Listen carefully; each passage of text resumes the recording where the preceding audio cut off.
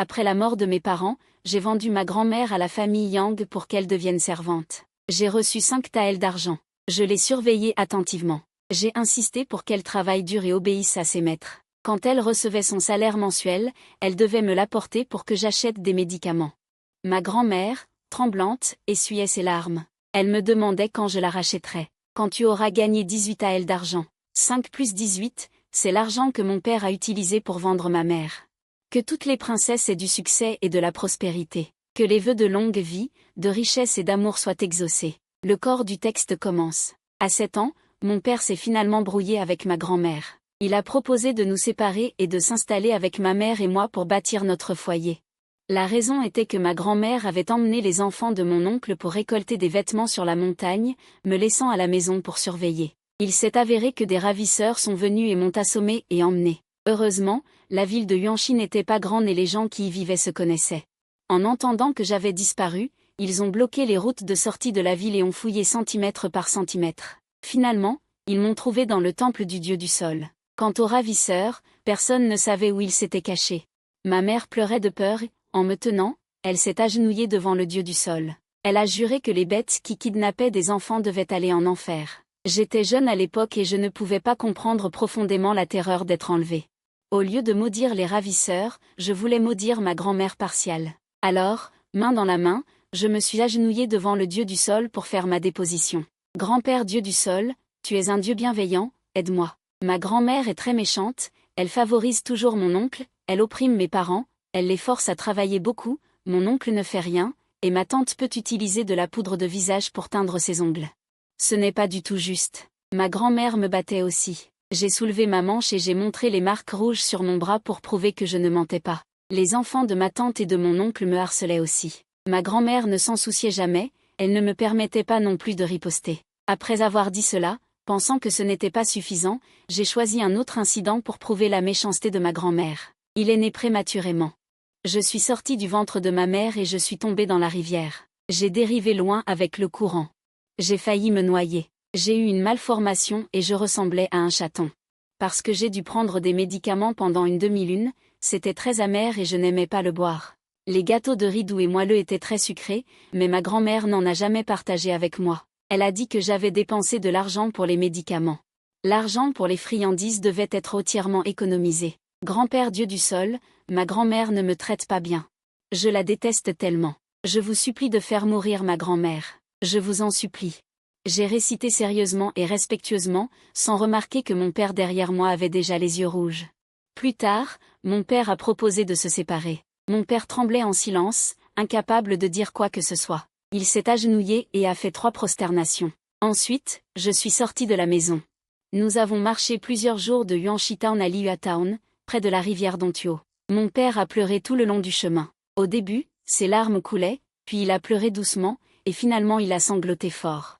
Ma mère a vu mon père pleurer et a pleuré avec lui. Elle s'est retournée et a ri sans retenue. Mon rire s'est répandu. Les larmes sur mon visage sont devenues une rosée. Ma mère est belle comme une fleur. 5 ans ont passé en un clin d'œil. Nous nous sommes installés dans un nouveau foyer à Liyue Town. Mon père travaillait comme ouvrier journalier, ma mère cousait et réparait des vêtements. Le médecin a dit que ma maladie était difficile à traiter. Pour la guérir complètement, il faudrait des médicaments très chers et des soins quotidiens pendant une certaine période. Le ginseng est une chose très précieuse. Sans parler de 2 racines par jour, nous ne pouvions même pas nous permettre une seule racine. Je suis resté couché sur le lit, frustré et impuissant, et j'ai pleuré. Laissez tomber, mère, père. Ne vous inquiétez plus pour moi. Laissez-moi mourir. Enterrez-moi sur une petite colline pleine de fleurs sauvages. Vous pleurerez pendant quelques jours, puis vous m'oublierez complètement. Puis vous aurez un autre enfant sain et fort, un enfant qui vous ressemble un peu. Ma mère a refusé. Elle criait fort et disait que je vivrais 100 ans. Mon père a également refusé. Cet homme de 7 pieds se tenait près du lit, aussi grand qu'une montagne. Il appelait mon nom encore et encore. Petit Jin, n'aie pas peur, n'aie pas peur. Papa trouvera un moyen. Papa a trouvé une méthode très inhabituelle. Vendre ma mère. Ce n'était pas vraiment une vente. Il a discuté avec ma mère pour organiser une mise en scène. D'abord, il est allé en ville pour trouver un marchand d'esclaves et a vendu ma mère. Puis, pendant le trajet du marchand d'esclaves, il a secrètement ramené ma mère. Ainsi, il pourrait récupérer à la fois la personne et l'argent. Le plan était également très complet. Le marchand d'esclaves a été trouvé dans le district de Yuzi. Il était spécialisé dans les affaires de maisons closes et offrait des prix élevés. En quittant notre ville pour Yuzu, il fallait traverser un pont de pierre en charrette. Sous le pont coulait la rapide rivière Dontio.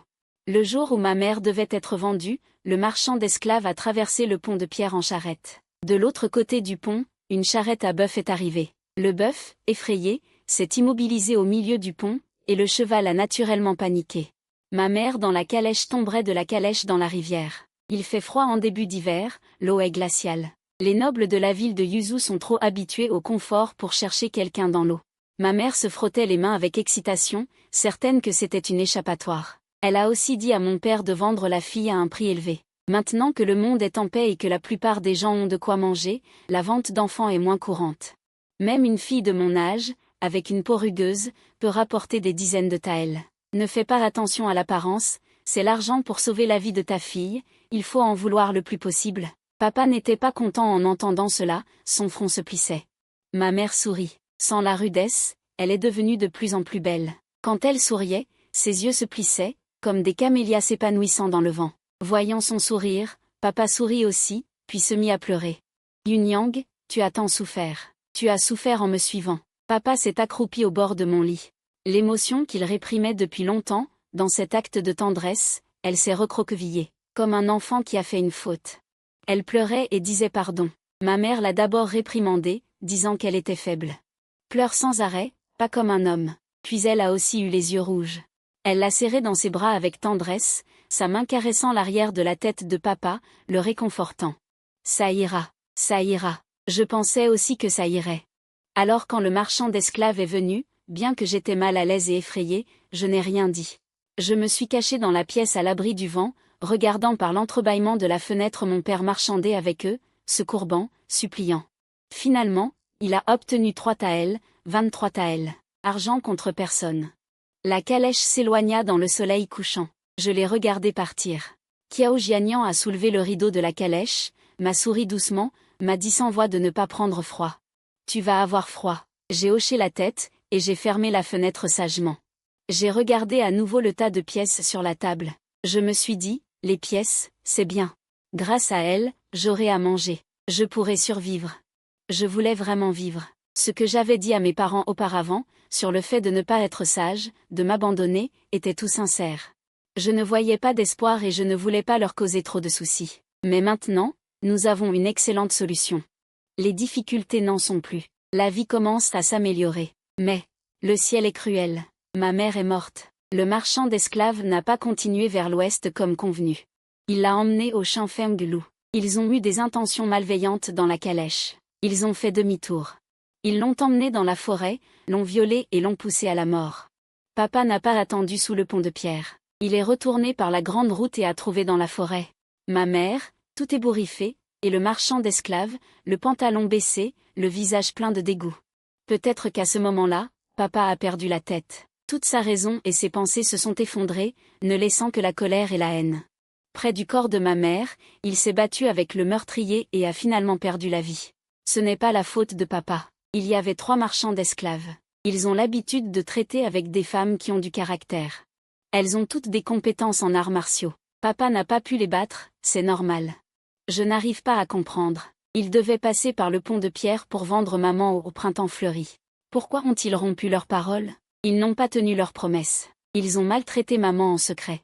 Ils méritent vraiment la mort. Alors je suis allée au bureau du magistrat pour porter plainte contre les 3 marchands d'esclaves. Le magistrat me regardait, la tête pleine de soucis, m'expliquant encore et encore que bien que le comportement des marchands d'esclaves soit odieux, il n'était pas illégal.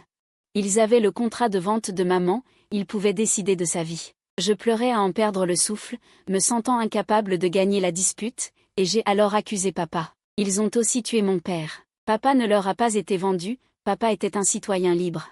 Ils ont torturé mon père à mort. Il voulait sa longue vie. Le magistrat soupira, son regard plein d'une pitié réticente. Ce jour-là, plusieurs villageois ont vu ton père courir après 3 hommes nus avec un couteau. Petit Jing, c'est ton père qui a enfreint la loi. Ces 3 hommes sont considérés comme ayant agi en légitime défense. Je n'en pouvais plus. Je me sentais juste froid, un froid comme si j'étais tombé dans un abîme de glace. J'ai quitté le bureau du magistrat, engourdi, et j'ai marché vers chez moi, engourdi.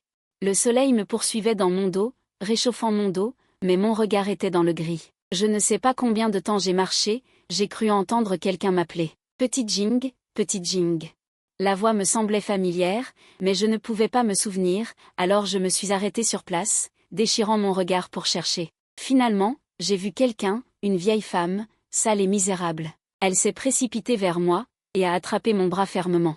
Petite Jean, quelqu'un est mort. Ergi est mort. Ergi est mort. Yunyang est aussi morte.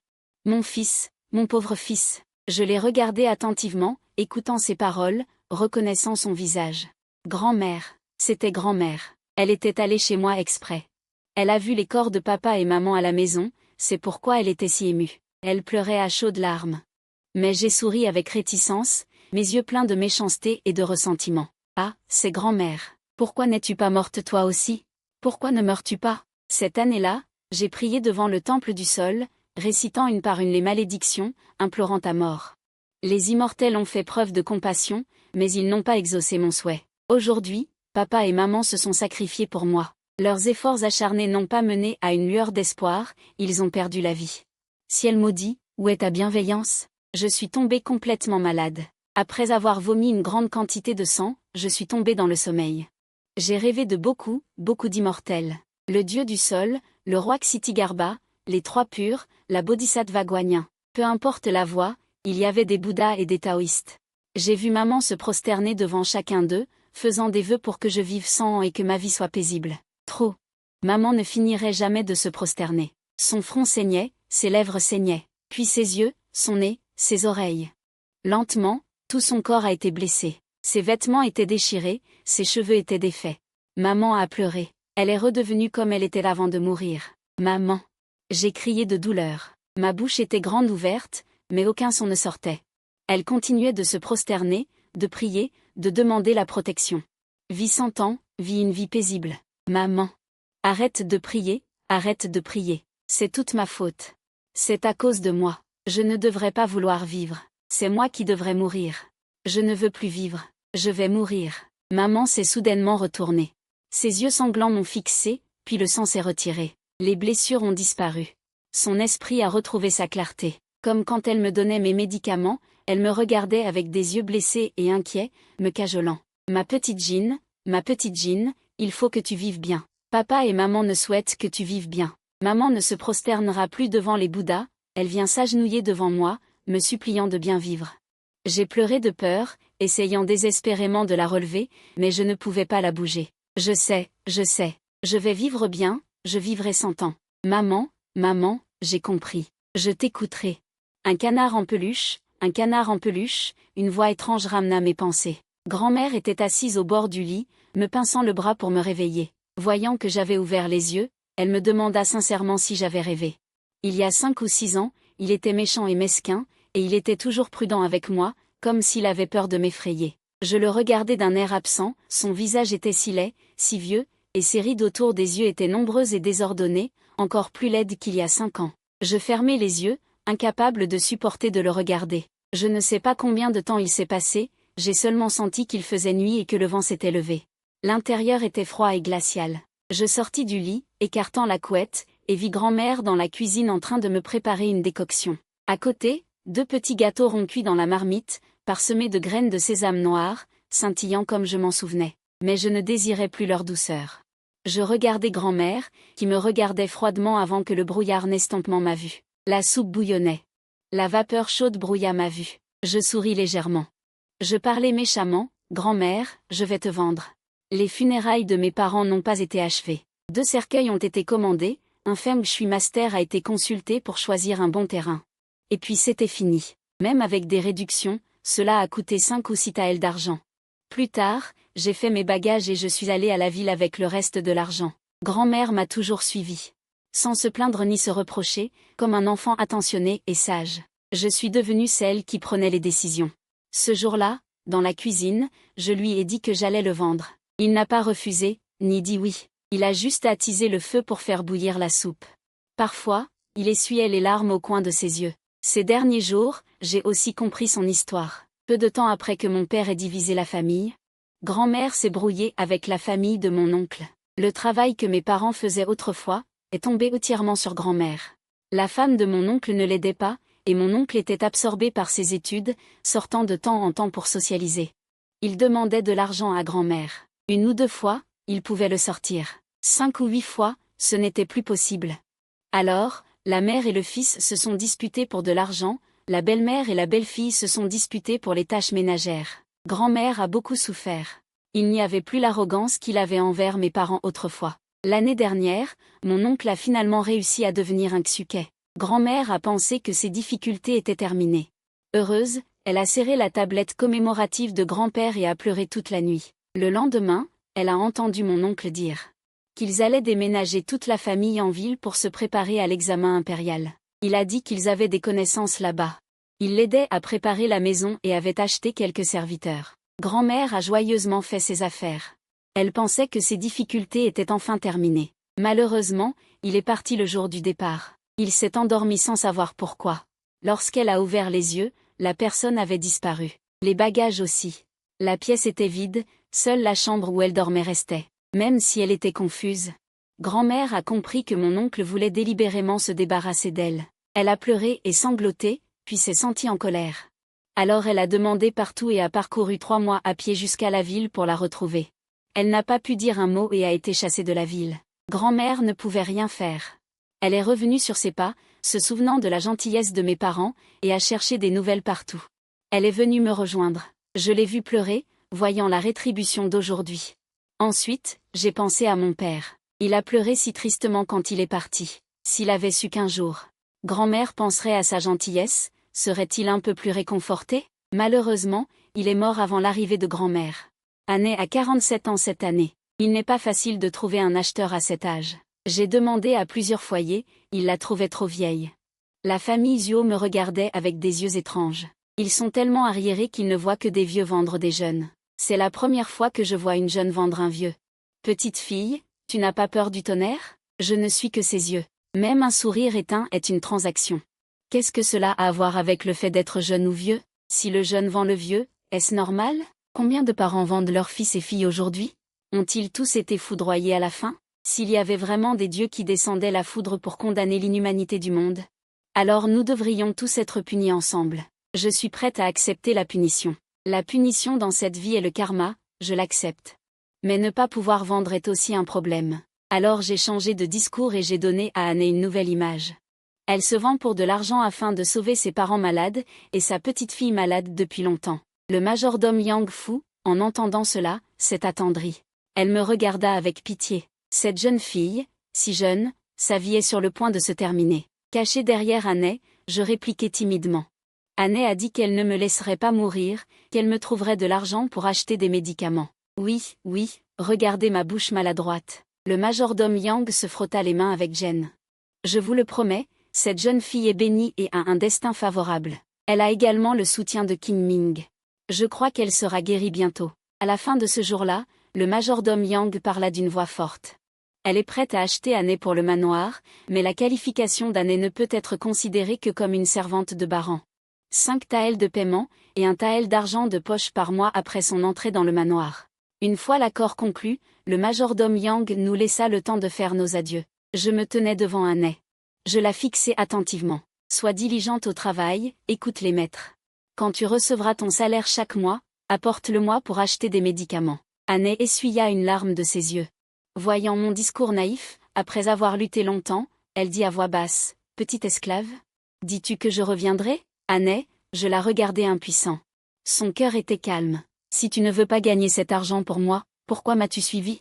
Tu peux aller voir ton fils aîné. Voyons s'il te reconnaît. Sinon, vis toute seule. Si des étrangers nous regardent de loin, ils pourraient penser que nous avons vraiment une profonde affection de grands-parents. Si on s'approche et qu'on entend notre conversation, ils seront certainement surpris. Comment cette famille peut-elle être si chaotique? Le respect et la hiérarchie sont inversés. Une jeune fille malade ose gronder les aînés. Je n'ai pas l'intention de creuser. Que pense Anne, puisqu'elle veut me suivre? Elle doit suivre mes instructions. Anne ne put répondre. Elle pleura tristement. Je vais gagner de l'argent pour te soigner. Je travaillerai dur et je recevrai beaucoup de récompenses. Je te guérirai bientôt. Petite fille, tu dis que je reviendrai. Tu dis que je reviendrai, quand je serai plus vieille, Tu me ramèneras à la maison. D'accord? Je suis ta vraie grand-mère. Son visage ridé et mouillé par les larmes avait l'air pitoyable. Je l'ai regardé longtemps, puis j'ai dit froidement, attends d'avoir gagné 18 taels d'argent. 5 taels plus 18, c'est l'argent que papa a eu en vendant maman. Le salaire mensuel est d'un tael de kian par an. 18 taels, ça fait 15 ans. Mamie, vis bien, occupe-toi bien de mamie. J'ai trouvé une herboristerie près de la résidence pour y travailler. C'est prêt, comme ça, si mamie reçoit son salaire mensuel ou des récompenses. Elle pourra me le dire immédiatement. De plus, en tant qu'employé, j'ai une réduction de 30% sur les médicaments. Sur le long terme, ça fera économiser beaucoup. Le temps passe vite, 2 printemps sont déjà écoulés. J'ai 14 ans. Ces 2 dernières années, mamie a beaucoup travaillé à la résidence, depuis le début, Elle a progressivement appris à balayer le sol, à comprendre les fleurs et les herbes, et à me les rapporter. Elle dit que Monsieur Lin Yinyang a trouvé sa mère agréable et qu'il envisage de l'emmener dans sa cour pour qu'elle le serve. Elle est entrée dans la cour de monsieur. Elle le verra tous les jours. Si j'arrive à être encore plus compétente et prévenante, je pourrai certainement lui plaire. Peut-être qu'il me donnera une main en or. Le mois dernier, j'ai entendu dire que Onji dans la chambre de monsieur, juste en racontant des blagues, l'avait fait rire. Elle a obtenu un bol de riz de bonne qualité, ça vaut 2 taels d'argent. Mamie disait cela avec enthousiasme, les rides sur son visage complètement détendu, rayonnante de joie. Je l'écoutais tranquillement, sans répondre. Cela fait 2 ans que c'est comme ça. Je lui parle très peu, et mamie y est habituée, elle dit ce qu'elle a à dire. Puis, elle sortait son salaire mensuel de son sac, et me le donnait avec empressement, 1 tael et 55 wen. Elle gagnait de plus en plus. Je tenais l'argent et la regardais, la scrutant de la tête aux pieds. Mon regard s'est arrêté sur ses chaussures craquelées. Puisque tu vas entrer dans la cour intérieure, il vaut mieux changer pour une nouvelle paire de chaussures. Je lui ai donné 50 wen. Non, je n'en ai pas besoin. Mes chaussures peuvent encore être portées en les réparant. Prends tout ça, va chercher des médicaments, achète-toi des chaussures. Je lui ai directement mis l'argent dans la main. Je n'ai pas besoin d'autant. Après 2 ans de soins, mon corps va beaucoup mieux. Je ne prends plus beaucoup de médicaments. Mamie a pris les 50 pièces de cuivre, et a baissé la tête, les larmes me montant aux yeux. Relevant la tête, elle m'a demandé avec espoir si je pouvais l'accompagner acheter des chaussures, disant qu'elle n'était pas allée faire du shopping depuis longtemps. Je ne peux pas choisir, je n'ai pas le temps. Ce n'est pas une excuse. C'est juste que je n'ai vraiment pas le temps. Je dois sortir de la ville. Ces 2 dernières années, en plus de travailler à l'herboristerie et de soigner mon corps, je cherchais aussi quelqu'un. Ceux qui ont acheté ma mère et l'ont tuée, puis ont tué mon père, sont 3 frères Liu. Ils sont 3 frères. Ils s'appellent Liu et habitent à l'extérieur de la ville. Je me suis bien déguisée, j'ai calculé le moment. J'attendais sur le chemin du retour des frères Liu. Ils ont l'habitude de boire, et aujourd'hui, ils étaient particulièrement ivres. D'un pas incertain, se titubant l'un l'autre. En me voyant, ils ont écarquillé les yeux. Quelle jolie jeune fille. Si on te vendait à la maison du printemps, ça ferait au moins 50 taels d'argent. Grand frère a dit que ce n'est pas ça. Cette fille n'a visiblement pas été déflorée, le prix doit doubler. Pas déflorée? Liu San s'est instantanément animé, s'approchant en titubant. J'aime aussi jouer avec les filles pas déflorées. Ah, mon 3e frère a raison. Ce soir, mes frères vont s'amuser. Il parlait avec insolence, riant de manière obscène, comme si moi, debout sur le bord de la route, j'étais déjà dans leur escarcelle. Ensuite, ils m'ont emmené chez eux. Dès qu'ils sont entrés, ils ont hâtivement défait leur ceinture et enlevé leurs vêtements. Je les regardais comme ça. Je les vois mollement affalés, peinant à défaire leur ceinture. Je les vois tituber. Ils se cognent l'un l'autre, renversent une armoire. Une lampe à huile presque éteinte. Je les vois désordonnés, perdant l'équilibre, incapables de se relever. Ils ne se relèveront plus. Pendant 2 ans à la pharmacie, en plus de soigner les malades, je lisais les livres médicaux du tenancier. Je sais qu'une certaine herbe, mélangée à de l'alcool, devient un poison violent qui déchire les poumons et le cœur. Une douleur insupportable, et cela rend aussi le corps faible et impuissant. Donc, ils ne peuvent ni crier ni bouger, juste rester là paisiblement, mourant de douleur. Après coup, les étrangers ne verront rien d'anormal, pensant qu'il s'agit d'une mort naturelle. Liu Er est le premier à réagir. Il ouvre grand les yeux, essayant de bouger sa tête. « Qui es-tu? Que fais-tu ici? Pourquoi es-tu venu ?» Je m'accroupis et le regarde droit dans les yeux. Je suis venu pour Yang Ergu et Lin Yunyang. Leurs yeux sont vides. Ils ne se souviennent pas de qui sont Yang Ergu et Lin Yunyang. Il y a 2 ans, à Liuatown, Vous avez acheté une femme pour 23 taels. Vous avez dit que vous alliez la vendre à la maison du printemps, mais en chemin, vous avez eu des pulsions et l'avez torturée à mort. Comme elle est morte misérablement. Vous vous en souvenez? Après, je suis allé dans la forêt et j'ai vu sur plusieurs troncs d'arbres, épais comme un homme. Des marques de griffes. C'est ma mère qui les a faites. Comme elle devait souffrir. Pour faire des marques de griffes si profondes. Et son pauvre mari. Vous l'avez tué. Non, on ne peut pas dire tuer. On doit dire torturer. On lui a arraché les yeux, cassé les bras et les jambes, ouvert la poitrine. Ses entrailles étaient éparpillées. Je serre les poings, me contrôle. Ne pas y penser, mais les larmes coulent malgré moi. À l'époque, Xianling a dit. Ces 3 personnes sont innocentes, c'est mes parents qui ont eu tort les premiers. Plus tard, chaque nuit sans sommeil. Je réfléchissais à ces mots. Est-ce vrai? Mes parents méritaient-ils leur sort? Peut-être bien, mais je ne l'accepte pas. Si à l'origine, ils n'avaient pas changé de cap à mi-chemin. Alors, même si ma mère était tombée du pont de pierre, je ne les aurais pas haïs. Ce qu'ils n'auraient jamais dû faire, c'est de ne pas avoir de cœur, de ne pas avoir torturé ma mère. Tout en lui faisant subir des humiliations, lui faire subir aussi la douleur. Et surtout, ne pas avoir torturé à mort mon père. Pour qu'elle ne meure pas en vain, je vais y aller de toute façon. Pour venger le sang, si cet acte est impie, il y aura une punition céleste. Jien, accepte ta mort sans regret. Les 3 frères Liu ne pouvaient plus parler, leurs paupières tombant sans force, la même expression de mort. Je me suis levée pour aller chercher de l'eau à la rivière et j'ai lavé la poudre de médicaments restante entre mes ongles. La lune dans le ciel se reflétait dans le bassin, se brisant sur mes mains. Je trouve que tuer est très simple. Mère, père, dans votre monde d'en haut, me féliciterez-vous ou me gronderez-vous pour cela? Félicitez-moi plutôt. Mademoiselle est très sage, elle prend ses médicaments et prend soin de son corps. J'ai 14 ans cette année.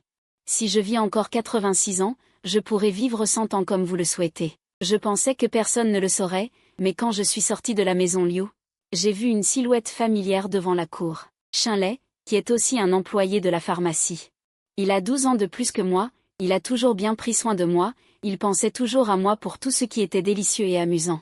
Le propriétaire plaisantait souvent, disant que Shinlei me traitait bien et voulait me tromper pour que je devienne sa femme. Shinlei n'a jamais réfuté. Il me regardait juste en souriant. Et moi, je m'en fichais. J'ai même pensé. Si elle pouvait me donner tout son salaire à l'avenir, je lui promets d'être sa femme. Maintenant, ce n'est plus possible. Je me suis approchée lentement. Tu as tout vu, frère Shinlei. Xiao Jin. Elle m'a répondu avec un visage maladroit, et n'a rien dit d'autre. Nous avons marché en silence côte à côte. Mon cœur était lourd, je me souvenais secrètement de sa gentillesse envers moi ces 2 dernières années. Dans la cour supérieure, elle m'a aussi donné une branche de pêcher en bois, disant que l'année prochaine, quand je serai. Me dénonceras-tu? Je veux vivre une bonne vie, je ne veux pas avoir de procès. Shinlei est resté silencieux pendant longtemps, puis a pris sa décision et a dit « Non. » Je suis soulagée. Mes pas sont même devenus plus légers. En me couchant cette nuit-là, je pensais encore dans mon cœur que frère Shinlei était vraiment très bon, gentil avec moi et qu'il me protégeait. Je suis prête à être sa femme. Résultat, le lendemain, les soldats sont venus m'arrêter. Ce salaud de Shinlei, il n'est pas fatigué? Il a dit qu'il ne me dénoncerait pas hier? Et qu'il est allé me dénoncer aujourd'hui. Dans mon pays, il y a une ordonnance de récompense pour celui qui dénonce les criminels.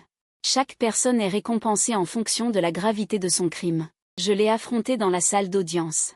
Ce salaud de Shinlei, le visage sans rougeur, les yeux sans clignotement, pointant vers moi avec une dignité héroïque, a dit que pour venger mes parents, j'avais délibérément séduit les frères Liu et que je les avais empoisonnés à mort. Ces 3 frères Liu sont morts tragiquement. C'est vraiment cruel. Il a d'abord frappé une table en bois de ginkgo, et a balayé son regard plein d'esprit vers moi. Il m'a demandé si c'était vrai. Naturellement, je ne voulais pas être impliqué dans la vengeance. J'ai résolument nié le motif de vengeance. Jusqu'à ce que je rencontre par hasard les frères Liu la nuit, ils ont vu. Il m'a emmené de force chez lui, cherchant à me violer. J'ai résisté de toutes mes forces. Ce qui m'a sauvé mon honneur et ma vie. Le marchand a agi par inadvertance, mais Gu Shinlei s'est énervé. Il a agi avec arrogance, en proposant des cadeaux. C'est manifestement ta tenue provocante qui a attiré. Les frères Liu, tu es une femme volage, impure et sans honneur. Tu es aussi une salope au cœur cruel. Je t'ai séduit, je fixais Gu Shinlei. Comme si je voulais lui crever les yeux. Qu'est-ce que séduire? Séduire, c'est inciter par ses paroles et ses actes. Hier soir, je marchais tranquillement sur la route. Après avoir rencontré les frères Liu, je n'ai pas dit un mot.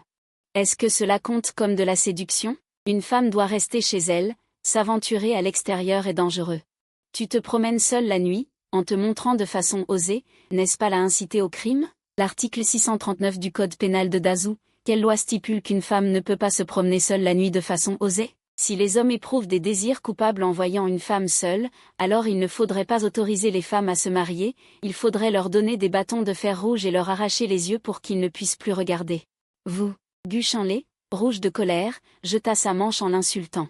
Le magistrat, complice de leurs mensonges, frappa violemment le bois de sa table et me réprimanda de manière hypocrite, disant que même si les frères Liu avaient eu des pensées lubriques en premier, je n'aurais pas dû les tuer. Ce sont 3 vies. J'ai gardé le silence, me sentant impuissante. Je vous demande, monsieur, si je n'avais pas résisté la nuit dernière, quelles auraient été les conséquences? Aurais-je survécu? Difficile à dire. Mais le magistrat ne comprenait pas. Il pensait que ma mort était tragique, mais la mort de ses 3 frères Liu était un acte de rébellion. C'est pourquoi il m'a jeté en prison pour y passer ma vie, afin d'avertir les autres. Regardez, au début, quand ces 3 hommes ont tué mon père, le magistrat de Liuatown a dit que c'était de la légitime défense. Aujourd'hui, je suis également accusé publiquement pour légitime défense, mais je suis condamné à la prison à vie. Yu me regarda avec stupeur. Un serviteur qui traîne à la porte, une simple domestique. Et si jeune? Tu comptes sur lui pour te sauver, mademoiselle? Je vous conseille d'être raisonnable et de rester sagement en prison toute votre vie. Grand frère, pourrais-tu me rendre un service? Je vais chercher quelque chose sur ma tête. J'ai juste réussi à tirer une épingle à cheveux en bois sans valeur. Yu ne la regarda pas. Garde-la. Elle vaut mieux que celle que tu as trouvée. Jette celle-là, Guchanlé me l'a donnée. Elle m'a donné de l'argent. Yu est une bonne personne, elle n'a pas gagné d'argent. S'il te plaît, rends-moi un service. Le soir, ma grand-mère est venue me voir. Dès qu'elle m'a vue, elle s'est mise à pleurer. J'ai un peu mal à la tête. Grand-mère, je ne vais pas mourir tout de suite. Au lieu de dépenser votre énergie à pleurer, il vaut mieux réfléchir à comment me faire sortir. Elle était désespérée. Moi, qu'est-ce que je peux faire? Je n'ai pas de solution, mon Dieu. Comment as-tu pu te retrouver dans une affaire aussi grave? Mon Dieu, quel crime ai-je commis? J'ai tué les frères Liu. Ma grand-mère s'immobilisa brusquement, ses larmes accrochées aux rides autour de son nez. Elle ne tombait pas, comme si le temps s'était arrêté. Après avoir beaucoup réfléchi, elle serra les lèvres plusieurs fois, sa gorge semblant avaler une grosse bouchée. Elle réussit à peine à sortir un son. C'est toi qui as tué Ergui et ta mère. Je ris. Elle hurla de façon hystérique, se couvrant le visage et pleurant. Tu es confuse, tu es confuse. Le magistrat espérait qu'il serait innocent. Pourquoi as-tu fait ça? Qu'il meure bien. Il méritait de mourir. Ah, Jinya, tu as bien fait de les tuer. Tu joues un rôle, tu joues un rôle. Elle pleurait et riait alternativement, changeant d'expression. Son corps tremblait violemment d'excitation. Ses cheveux poivre et sel s'étaient défaits, flottant dans les airs. Je suis un peu soulagée. Je pense que, malgré nos nombreuses divergences, au moins sur ce point, nous avions les mêmes idées. Le dernier jour, Mamie a essuyé ses larmes, et m'a dit avec une grande détermination, « Ma petite Jin, sois tranquille, je suis prête à donner ma vie. Je serai libérée dans 5 jours. » Quand j'ai demandé, j'ai appris que Mamie était allée voir mon grand frère.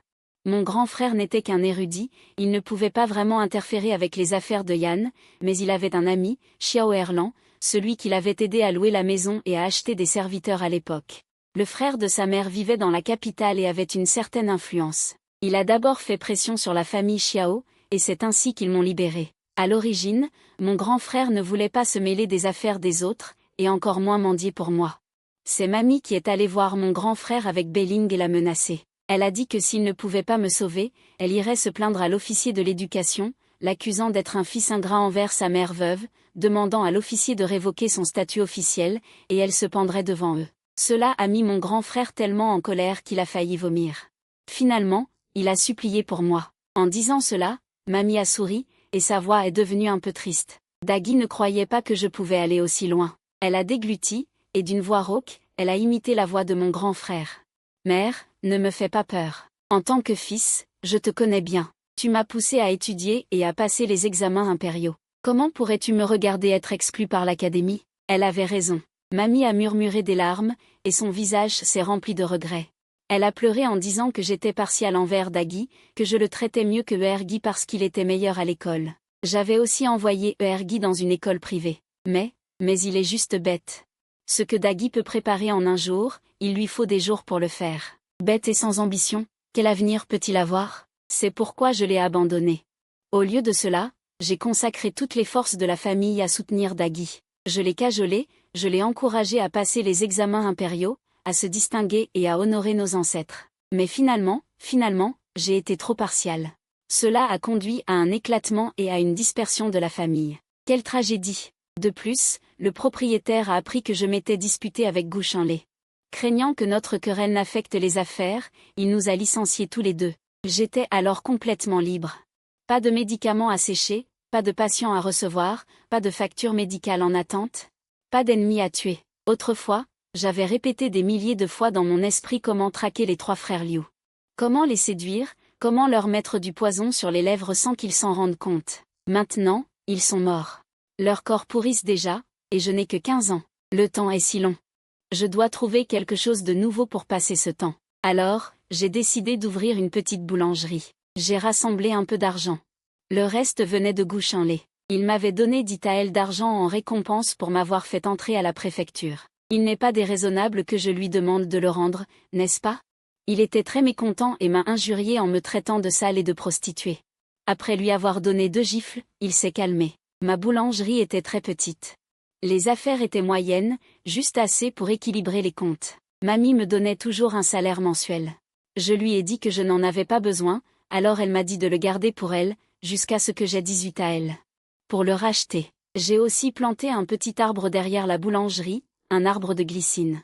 On dit qu'il faut des décennies pour qu'il pousse. Je trouve ça bien, j'ai beaucoup de temps à attendre. J'avais l'intention de vivre une vie calme et tranquille, jusqu'à 20 ans, 50 ans, 80 ans, 100 ans. Mais à 16 ans, une invitée est venue à la boulangerie. Ma cousine, Yang Lin. Elle est venue tard dans la nuit, pleurant à chaudes larmes, me suppliant de l'aider. Elle a dit que les fils de cette famille Liu étaient venus chez elle. Ils la convoitaient. Ils voulaient l'envoyer dans la capitale, pour un haut fonctionnaire, le vieux seigneur. Xiao Jin, je ne veux pas mourir. Mes parents me forcent, je ne peux que venir te voir. Aide-moi, je ne veux pas aller dans la capitale. Je ne veux pas être offerte à quelqu'un comme un cadeau. Qu'est-ce que je peux faire? Mais elle refusait de partir, me serrant comme sa dernière bouée de sauvetage. Je n'ai finalement pas eu le cœur de la pousser au désespoir. Je lui ai raconté l'itinéraire que j'avais suivi pour sortir de la ville en traquant les frères Liu, et je lui ai donné l'argent que mamie avait économisé cette année. Que tu t'échappes ou non dépendra de ta propre fortune. Après cela, je n'ai plus jamais revu Tang. J'ai juste entendu dire qu'elle s'était effectivement enfuie. Comme Xiao Erlan n'a pas pu l'attraper, il a perdu son sang-froid et a battu mon grand-oncle à moitié mort. Je pensais que tout s'arrêterait là, mais ce soir-là, alors que je comptais les recettes dans la boutique, mon grand-oncle et Tang Di sont soudainement entrés, disant qu'ils allaient m'envoyer à la famille Xiao pour m'excuser. Tang Di a 1 an de moins que moi et maintenant il est grand et costaud. Il m'a frappé durement, ses yeux brillants d'excitation. Papa, Yang Jing n'est pas moins belle que ma sœur. Si nous l'envoyons à la famille Xiao, le second jeune maître nous pardonnera certainement. Tant que nous réussirons à apaiser le vieil homme de la famille Xiao, il nous aidera à obtenir un poste officiel à Jinzhong. Ce que j'ai dit est vrai. La jambe de mon grand-oncle a été blessée, et il boite en marchant. Tant que cette fille est envoyée, tout sera résolu. Après avoir parlé, ils m'ont hâtivement traîné hors de la boutique et se sont précipités vers le manoir de la famille Xiao pendant la nuit. Il était tard dans la nuit, la rue était calme et vide, sans aucun passant. Seule la pleine lune dans le ciel éclairait les calculs sans fin dans les yeux de mon grand-oncle et de Tang Di. Je pensais que vous aviez découvert que j'avais laissé Tang Ji s'enfuir et que vous étiez venu me demander des comptes. Mais je ne m'attendais pas à ce que vous veniez spécialement pour moi. Grand-oncle, Tang Di, j'ai balayé mon regard sur eux, un sourire froid aux lèvres. Faut-il que vous écrasiez des femmes pour vivre? Vous dépendez des autres, votre vie sera courte. Qu'en sais-tu? Le vieil homme de la famille Xiao est du 3e rang. Il est plein de richesses. C'est votre chance d'une personne méprisable comme vous de pouvoir le servir. Ne fais pas comme cet idiot de Yang Ling. Attends, qu'as-tu dit? C'est toi qui as laissé partir Yang Ling. Mon grand-oncle me regarda avec stupeur. Tang Di était également incrédule. Je me sentais un peu fière, et je ne pus m'empêcher de lever la tête. C'est moi. Sais-tu comment je l'ai aidé à s'échapper? Viens avec moi. J'ai soudainement changé de direction. J'ai couru sur le chemin que j'avais emprunté des centaines de fois auparavant. En moins d'une demi-heure, nous étions sortis de la ville. Au-delà de la ville, à l'est, se trouvait la maison des frères Liu. Plus à l'est, Il y avait un temple abandonné et en ruine. Et derrière le temple se trouve la montagne Xuanjing. La montagne Xuanjing où vivent les loups. C'est la montagne Xuanjing où mon grand-oncle et mon cousin vont périr. Maître Shu n'aimait pas la tristesse. La lune s'est cachée à moitié dans les nuages. Le ciel et la terre se sont soudainement assombris de moitié, et cela a aussi assombri les sabres dans mes mains. J'ai soupiré avec impuissance. Ma voix était légère et éthérée. Grand-oncle, tu devrais savoir que je ne t'aime pas du tout. Tu as intimidé mon père, humilié ma mère, et tu m'as aussi jeté dans l'étang d'un coup de pied. Cela m'a causé 3 ou 4 jours de forte fièvre. Alors, pourquoi n'as-tu pas de conscience de toi-même? Je désirais tellement la stabilité. Je voulais juste vivre tranquillement et longtemps. Pourquoi es-tu venu m'intimider à nouveau? Alors, résolvons tout ce soir. Je ne veux laisser aucune inquiétude. Je veux éliminer tous les dangers. Je veux être obéissante et vivre une vie paisible et harmonieuse. Vivre jusqu'à 100 ans. Il y a beaucoup de poudre médicinale dans le pavillon Xuyen. J'ai choisi la poudre de désorientation. Elle peut les faire tomber dans le coma pendant plus de 3 heures. Quand ils seront déchiquetés par les loups, ils ne devraient pas ressentir de douleur. La poudre de désorientation agit très vite. Tangdi s'est effondré au sol, pleurant et disant que c'était toute l'idée du grand-oncle. Si tu veux me tuer, tue-le lui seul. Sœur Jin, s'il te plaît, épargne-moi. S'il te plaît. Je le regardais avec confusion. Yang Yao, ton grand-oncle t'a considéré comme un porc pour te sacrifier, et a abandonné Yang Ling pour accomplir ta loyauté. Comment peux-tu être aussi impie? L'enfer t'attend. Peut-être que tu devrais l'accompagner. Je suis retourné en ville au petit matin. Le soleil a chassé la lune et a occupé le ciel, réchauffant les wontons dans les marmites. Ils étaient vraiment parfumés. Je m'assieds pour en commander un bol, je le mange lentement en mordant dans la pâte, et je bois tout le bouillon. Le vendeur me demande si j'ai assez mangé, je me tape le ventre et je dis à 8/10 plein. Si cette jeune femme en veut encore un bol, elle ne pourra peut-être pas tout manger. Ce n'est pas grave. J'ai ouvert une pâtisserie dans la rue Giwa à l'ouest. Je mangerai quelques pâtisseries en rentrant. Ma chère, si vous avez le temps, venez goûter mes pâtisseries. Elles sont douces et croustillantes, 20 pièces de cuivre la boîte. Les personnes âgées et les enfants adorent ça. Elle sourit et dit qu'elle y ira certainement si elle a le temps. Alors je suis satisfait, je paie et je pars. 2 jours plus tard, sa femme est venue acheter des pâtisseries. J'étais tellement heureux que je lui en ai donné 2 de plus. Merci, patron Yang. Si vous venez manger des raviolis à l'avenir, je vous en donnerai plus. Je vous assure que vous serez rassasiés. Après avoir dit cela, nous avons tous les deux ri. Je pense que cette vie est vraiment belle. Mais le lendemain, un invité inattendu est venu à la boutique. Tante, elle cherchait son mari et son fils. Par coïncidence, c'était le jour de congé d'année. Il est sorti du manoir comme d'habitude pour me trouver. En voyant cela, ma tante a immédiatement pleuré et crié.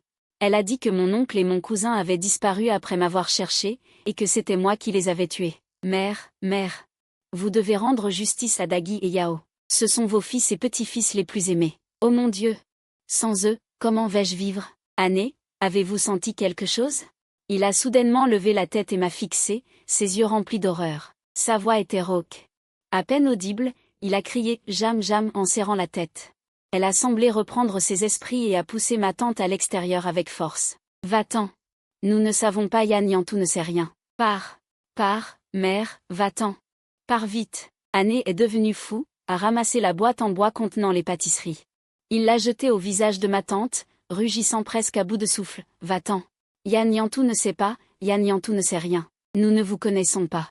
Nous ne voulons plus vous voir. Va-t'en, va-t'en. » Ma tante a été stupéfaite. Son front était enflé et son nez saignait. Elle s'est enfuie dans un état pitoyable et effrayé. Avec cette agitation, l'entreprise ne pouvait plus continuer.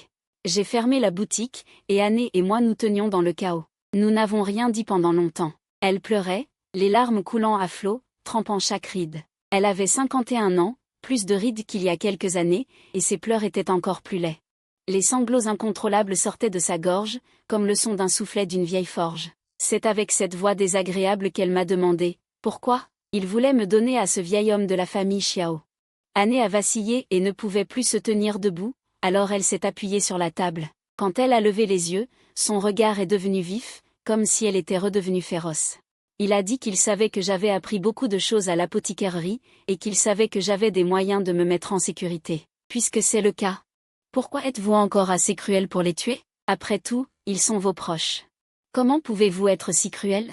Si j'avais eu le cœur brisé pour mon aïeul tout à l'heure. Maintenant, en regardant ce regard familier que je n'ai pas vu depuis des années, je n'ai plus d'autre pensée. Je me ronge les doigts. Je dis calmement, j'ai une méthode infaillible pour échapper à ce danger. Et ensuite, attendre que mon oncle vienne me nuire la prochaine fois, ou attendre qu'il amène des gens pour me menacer. Aïeul, je n'ai que 16 ans. Je suis une fille sans personne pour me soutenir. Comment puis-je résister à leurs menaces? Ou préférez-vous me voir échanger ma vie contre la richesse et la gloire de mon oncle? Aïeul, voulez-vous me voir mourir? Non. Non. L'aïeul secoue la tête vigoureusement, se cogne la tête contre un pilier avec douleur. Je me suis serré la tête. Je ne le veux pas, je ne le veux pas. Aïeul ne veut pas que tu meures. Elle ne veut pas que tu meures. Son front est devenu rouge. Ses cheveux sont aussi ébouriffés. Je lui ai levé la main pour lui arranger les cheveux et les calmer doucement à son oreille. Alors oublie ces choses, aïeul. Maintenant, tu es ma seule famille. Vis bien, essaie de rester avec moi plus longtemps, encore plus longtemps. Pour que je ne sois pas seule. La vie est complètement redevenue paisible. Ma tante et sa sœur Tang ont disparu. Je passais mes journées à travailler à la boutique, et j'allais de temps en temps faire du shopping. J'achetais quelques petits bibelots, puis je choisissais quelques femmes ou messieurs au visage aimable pour leur vendre des gâteaux. Les affaires n'allaient pas si bien. Mais je n'avais pas de soucis immédiats. L'aïeule travaillait toujours pour gagner sa vie. Elle disait souvent qu'elle voulait que je la ramène plus tôt. Mais après cet incident, elle n'a plus jamais mentionné cela et n'est plus venue à la pâtisserie. Plusieurs fois par mois. Elle envoyait des choses par l'intermédiaire de quelqu'un d'autre. Elle avait une peur intérieure et ne voulait pas me voir. Ça m'est égal. Tant que je sais qu'il y a encore une personne de ma famille dans ce monde pour m'accompagner, cela suffit. Elle est plus proche que mon père et ma mère, plus proche que les autres. Après le début de l'hiver, le temps devenait de plus en plus froid. J'avais l'intention d'acheter 2 ensembles de vêtements d'hiver. Alors j'ai choisi un jour de congé pour prendre mes mesures et choisir des tissus. J'ai fini vers le soir. J'ai mangé un bol de wonton à un étal de wonton avant de rentrer lentement. Quand je suis rentrée, j'ai découvert que l'aïeule était venue. Cela fait 4 mois que nous ne nous sommes pas vus. Elle avait beaucoup travaillé. Ses cheveux étaient complètement gris et elle ne portait aucun vêtement coloré. Elle se tenait courbée, paraissant petite et maigre. Je me suis approchée et je lui ai demandé. Aujourd'hui n'est pas un jour de repos, pourquoi êtes-vous sortie? L'aïeule semblait mal à l'aise, se mordant la lèvre avec force, et dit faiblement, petite fille, ramène-moi. Sa voix tremblait, et elle sortit quelque chose de sa poitrine en parlant. Ce sont des lingots d'argent, dit à elle chacun, 5 en tout. D'où viennent-ils? L'un Yin me les a donnés. Même si le manoir Yang est riche, il ne donnerait pas facilement 50 taels d'argent à un serviteur. D'où vient cet argent? Il me jette un regard douloureux et étend lentement sa main droite qu'il tenait derrière son dos. Sa main droite a été coupée sur la moitié de sa paume. Il ne reste que le pouce. Je suis horrifiée, j'ai même du mal à lui demander ce qui s'est passé. Anne dit de lui-même. La blessure remonte à 3 mois. Il y a beaucoup d'affaires privées dans le manoir Yang. Par exemple, la première dame et la concubine Lin ne s'entendent pas bien. Il y a quelques années, la concubine Lin a utilisé des stratagèmes et a incendié le fils de la première dame. La première dame la soupçonne toujours, mais elle manque de preuves. De plus, Monsieur Yang favorise la concubine Lin, elle n'a donc jamais pu se venger. Jusqu'à il y a 3 mois, la première dame a découvert par hasard que la concubine Lin était bien allée dans la chambre de son fils le soir de l'incendie. Alors, elle n'a pas pu s'en empêcher, elle a imploré Monsieur Yang pour la justice. Cependant, Monsieur Yang a toujours favorisé la concubine Lin. Il était tellement en colère qu'il s'est précipité dans la cour de la concubine Lin avec un couteau. Pendant la lutte, la concubine Lin a poussé Anne, et sa main droite a heurté le couteau de la première dame, lui coupant la moitié de la paume sur le cou. Je fronce les sourcils, je ne sais pas quoi dire. Après un long moment, j'ai seulement demandé, pourquoi ne me l'as-tu dit qu'aujourd'hui, alors que ça s'est passé il y a 3 mois? Anne retira sa main. Ne t'inquiète pas, la vie dans le manoir Yang est très dure. Ça ne me fait plus mal. Et j'ai reçu tant d'argent. Jinyatu, laisse-moi rentrer. Anne, je suis vraiment fatiguée.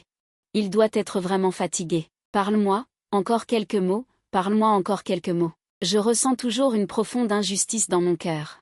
Ce sont encore ces images de mauvais traitements et de cruauté. Je ne les ai jamais vraiment oubliées. Mais ces dernières années, son attention et sa dépendance se sont également reflétées dans mon cœur. Anne supplie, Jinyatu, parle-moi. Jinyatu, je baisse les yeux sur mes mains. Anne, tu te souviens que je t'aimais beaucoup quand j'étais enfant? Papa et maman faisaient tous les travaux et les corvées de notre maison. Donc ils étaient toujours très occupés, partant tôt et rentrant tard. Je ne les voyais pas souvent, je ne voyais qu'Anney. Je pensais qu'il était une personne extraordinaire. Il était si grand, il pouvait attraper le ruban rouge sur le dessus de l'armoire avec juste un petit mouvement et le tresser joliment. Ses mains étaient habiles, il connaissait la couture et la broderie, et pouvait confectionner un vêtement chaud en un après-midi. Il savait aussi faire des cerfs-volants et les faire voler magnifiquement dans la cour. Le temps à Yuan-Shi-Town était si beau, un ciel bleu clair, des nuages blancs, une douce brise, c'était la meilleure saison pour faire voler des cerfs-volants. Mais tu ne m'as jamais laissé en faire, tu me laissais seulement jouer avec Tang-Ji et Tang-Di. Les rubans rouges, les nouveaux vêtements d'hiver, rien n'était pour moi, je ne pouvais que porter les vieux, ceux que Tang-Ji et Tang-Di ne voulaient pas. Anan tourna la tête, ses lèvres s'ouvrirent et se fermèrent, puis se serrèrent fermement. Je continue à parler. Tu me regardais avec de grands yeux, mais tu savais quelle était ma compétence préférée? C'est le marchandage. Les sucettes à Yuan-Shi-Town coûtaient 80 centimes la brochette. Anney demandait toujours une réduction. Il disait qu'il avait 3 enfants à la maison et demandait au vendeur de réduire le prix de 2 centimes. Si le vendeur était gentil et acceptait, je pouvais avoir une brochette. C'était l'une des rares douceurs de mon enfance. C'est cette petite douceur qui a fait que pendant longtemps avant mes 7 ans, j'ai ignoré les paroles d'Anney et n'ai gardé que ce bon souvenir. Je le regardais. Et j'ai souri calmement. Anney, tu n'as jamais été gentille avec moi. Alors ces dernières années, je n'ai jamais été gentille avec toi non plus. Je n'ai pas pris la peine de te haïr.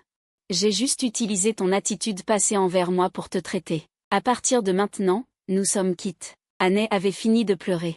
Elle ouvrit de grands yeux, comme si elle me regardait sans voir, rassemblant ses dernières forces pour m'appeler.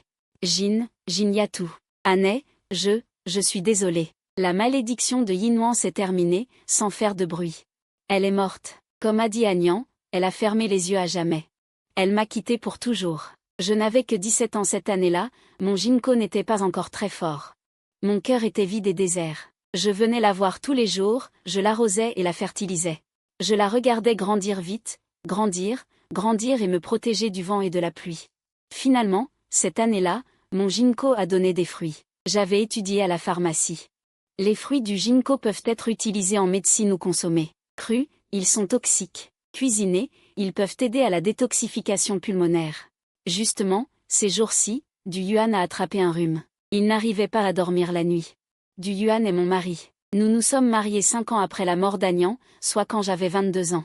C'est un homme très élégant. Il tenait un salon de thé dans la ruée, joliment décoré. Les clients qui venaient au salon de thé étaient aussi des gens érudits et raffinés, comme mon oncle Du. C'est comme ça que je l'ai rencontré. C'était à cause de mes gâteaux de Jinko. Il a dit qu'ils étaient délicieux et qu'ils avaient une belle apparence. Nous avons commencé à collaborer en les livrant comme collation au salon de thé. Nous nous sommes familiarisés progressivement. Nous nous sommes mariés et avons eu des enfants naturellement. J'ai fait mijoter des gâteaux de Jinko avec du poulet noir pour Du Yuan et lui ai demandé s'il allait mieux après avoir bu la soupe. Il en a immédiatement repris une demi-bolée, l'a bu d'une traite et a souri en disant « Ça allait un peu mieux, maintenant je suis complètement guéri. » J'ai souri aussi. Depuis, je t'en ferai mijoter chaque année. Du Yuan en a bu pendant 13 ans. L'année de mes 55 ans. Il m'a aussi quitté. Par coïncidence, cet automne-là, le Jinko a produit beaucoup de fruits. Ils en couvraient toute la cour. J'ai pris un balai pour les ramasser, j'ai balayé longtemps sans pouvoir les nettoyer. Je me suis assise sur le sol et j'ai pensé, c'est vraiment fatigant.